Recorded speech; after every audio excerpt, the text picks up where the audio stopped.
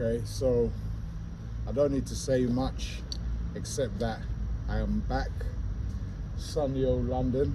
Here I am once again, back in the city. But anyway, I've got to have a little rant, a little moan. I came back this morning. I got back about 6:30. I landed at Gatwick. I'm in Heathrow Airport. I landed 6:30 this morning. But so I left Dominica. Listen to this journey. I left Dominica at 8 o'clock on the 6th of August. Yeah, I left Dominica at 8 a.m. on the 6th of August. Right. Plane came. They took me to St. Lucia. It wasn't part of the plan, but we went St. Lucia.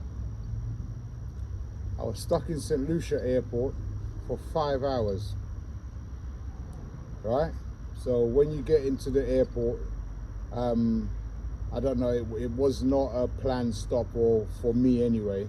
So what they did is that they took us off the plane and into the departure lounge. Once you're in the departure lounge, you can't go outside. They're not giving you food. They're not giving you water. They're not giving you drinks. Not even an apology. Right? So here it is. From Dominica to St. Lucia. 5 hours. No food, no communication, nothing. Right, so after 5 hours, they put us on the plane in St. Lucia. We sat on the plane for like half an hour before takeoff.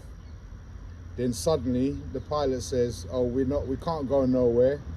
One of the engine of the plane is broken, so we have to come off the plane." So we came off the plane, back in St. Lucia Airport again. Another 2-3 hours, just sitting there waiting for them to fix the plane or get another plane for us to continue our journey. Anyway, a plane came. We got onto that plane. Never guess what? The plane took us all the way back to Dominica, picked up more passengers, and then took us to Barbados. Right, so now we're in Barbados, another how many hours? 3 hours. Same thing. No food, no communication, no Wi-Fi. Right, so everybody's frustrated. I mean, the whole morning I was pissed off. Really, I was mad. And I had the worst migraine ever. I mean, imagine, I had to beg strangers for painkillers.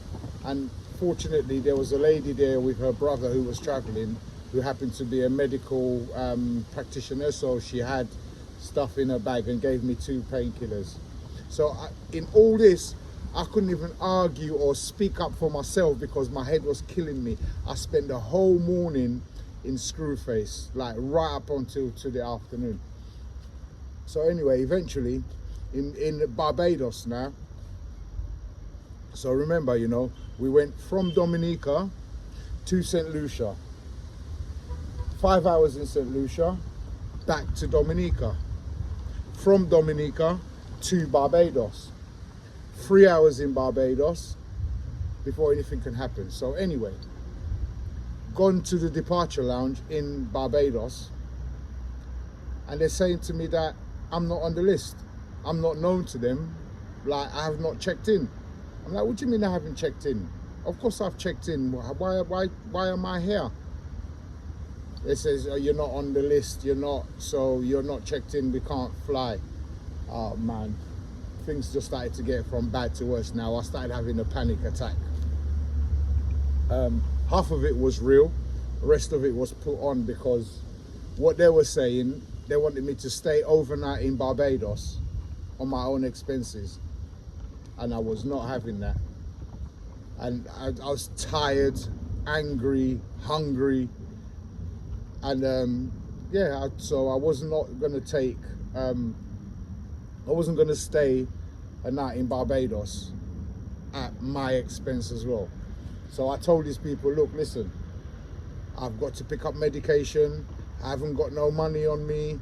This was not part of my travel plans. I gave them all the spiel, and they still didn't want to budge.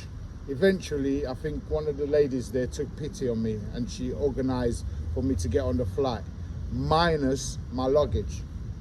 Because I was not on the list, the plane has been loaded already with all the luggage and everything. So in order for me and my luggage to get on the plane, they're gonna have to hold the flight, and they're not holding the flight.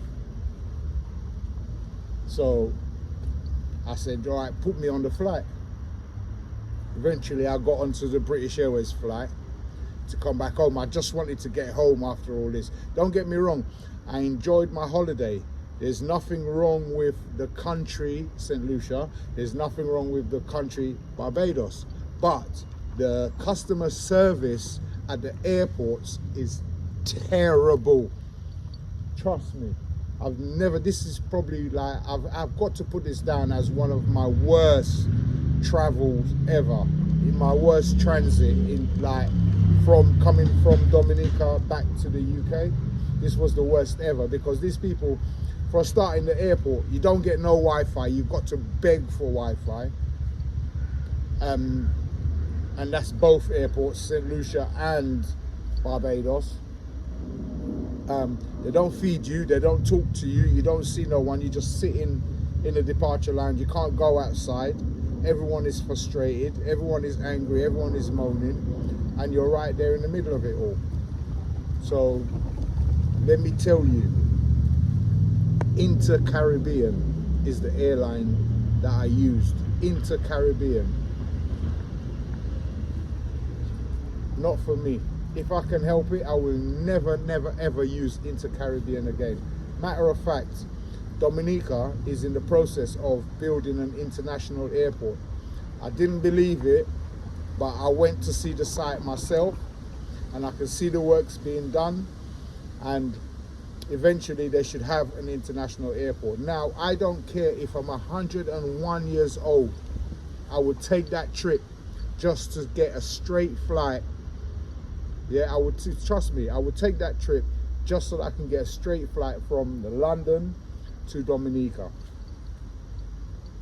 Yeah, but all this Inter-Caribbean and some of these smaller airlines they got around the Caribbean, the customer service is just non-existent. It does not work, really. And these people, they need to sort it out. I mean, we're doing good in the Olympics, don't get me wrong. The Eastern Caribbean is doing good in the Olympics, but when it comes to customer service, no. You're invisible to them. I don't know why that is, but they need to sort that out. But anyway, people, I'm hoping that you enjoy the videos, all the goodies and everything that I've got prepared. I'm hoping that you enjoy everything. Like, share, subscribe. Tell your friend to like, share and subscribe, and tell their friends to tell their friends. Let's make a family. Peace.